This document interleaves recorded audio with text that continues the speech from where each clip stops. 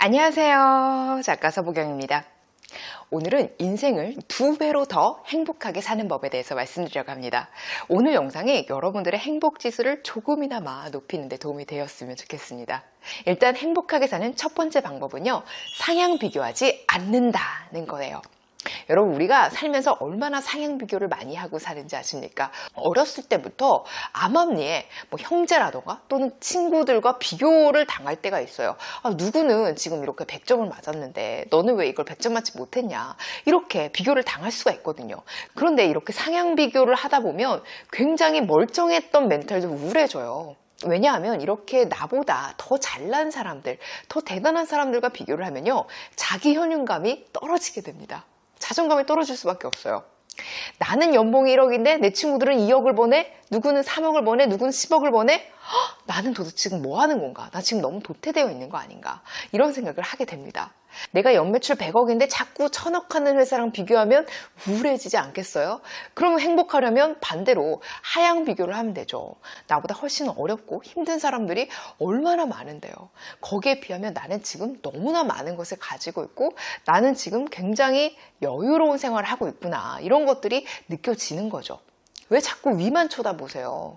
보통 제가 연말에 지인들 만나서 송년회를 하면 각자 한 해 동안 가장 힘들었던 어떤 고충들을 가지고 와요.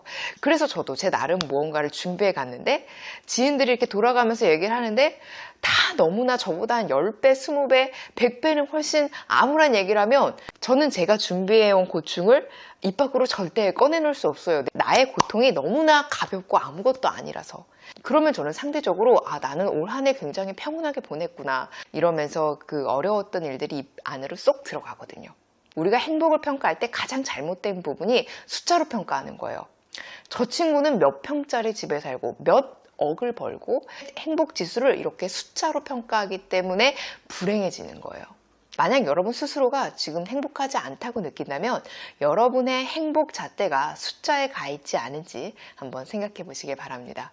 그리고 인생을 더 행복하게 만드는 두 번째 방법은요, 일상에 숨겨져 있는 행복을 찾으셔야 합니다.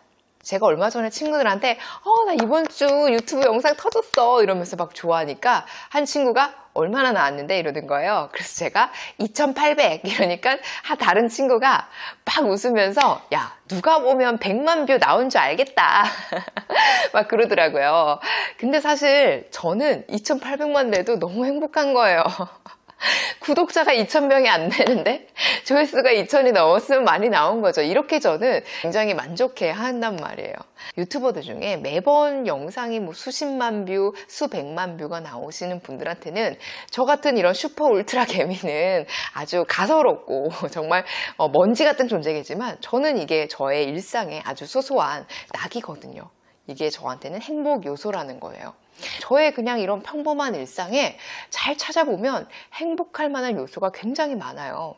날씨가 이렇게 화창하게 맑아도 날씨 너무 맑다, 너무 기분이 좋다, 행복하다, 이렇게 얘기할 수 있는 거고, 정말 좋은 사람들과 식사 한 끼 든든하게 해도 너무 맛있다, 너무 행복하다, 저는 이런 말을 평소에 많이 해요. 그냥 일상에서 행복하다라고 얘기하지 못하면요, 내가 굳이 행복을 찾기 위해 여행을 떠나야 하고 뭔가 액션을 취해야 돼요. 그러면 굉장히 행복과 멀어질 수밖에 없어요.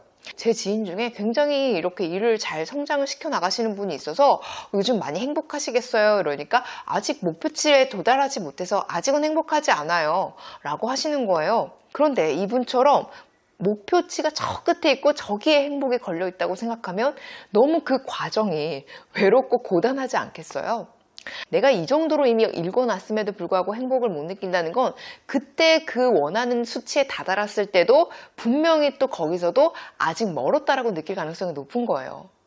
직장인들한테 연봉에 대한 만족도를 물어보면요, 1억 받는 사람은 2억을 받고 싶어 하고요, 2억을 받는 사람은 4억을 받으면 딱 맞을 것 같다고 하고요. 즉 우리의 욕심은 끝이 없는 거거든요. 그래서 내가 목표하는 바에 다다랐을 때 행복이 기다리고 있다, 이렇게 생각하면 막상 그 목표에 올라가면 더 큰 목표를 또 세우게 되어 있기 때문에 그렇게 해서는 행복과 영원히 만나기가 어려운 구조라는 거예요.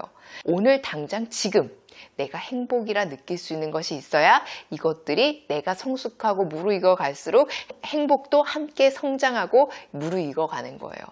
술도 숙성시키면 더 깊어지는 것처럼 행복도 행복해지는 연습, 그리고 행복을 찾으려는 연습, 내 주위를, 내 일상을 행복으로 채우는 습관들이 쌓여서 나중에 더 깊은 행복으로, 더 숙성된 행복으로 이어질 수 있는 겁니다.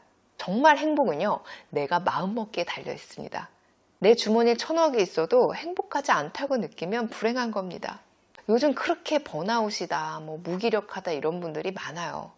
그런데 사실 어떠한 특정한 상황이 우리를 무기력하고 우울하게 만드는 것이 아니라 그 상황을 바라보는 우리의 시각, 우리의 생각이 그렇게 우리를 우울하고 힘 빠지게 만드는 겁니다. 꼭 행복해야만 웃는 것이 아니라 웃다 보면 없던 행복도 생기거든요. 그러니까 늘 또 웃으면서 하루를 시작하시고요.